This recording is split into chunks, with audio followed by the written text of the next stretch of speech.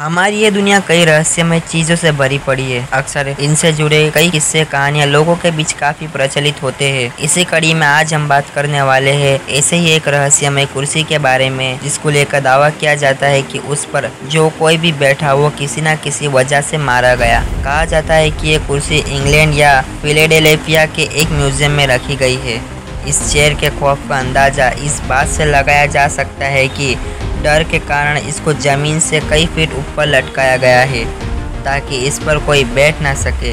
इन्हीं वजहों से इस रहस्यमय कुर्सी की चर्चा देश दुनिया में की जाती है।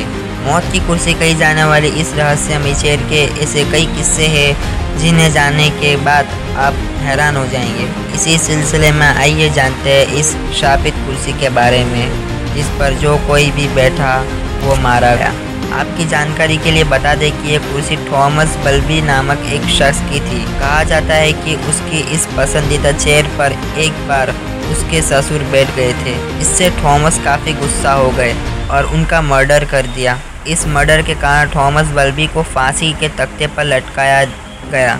हालांकि मरने से ठीक पहले थॉमस ने श्राप देते हुए कहा था कि जो कोई भी इस कुर्सी पर बैठने की हिमाकत करेगा उसकी मौत हो जाएगी। और ये बात सच साबित हुई कि थॉमस की मौत के बाद कई लोगों ने इस बात को गंभीरता से नहीं लिया और उस कुर्सी पर बैठना चाहा। हालांकि चेयर पर बैठने के बाद कुछ ही दिनों में उनकी मौत हो गई। कुछ समय बाद जब कुर्सी पर बैठने वाले 4 लोगों की मौत हो गई तो लोगों को एहसास हुआ कि यह कुर्सी शापित हो चुकी है। द्वितीय विश्व युद्ध के समय कुछ सैनिक इस चेयर पर बैठे थे।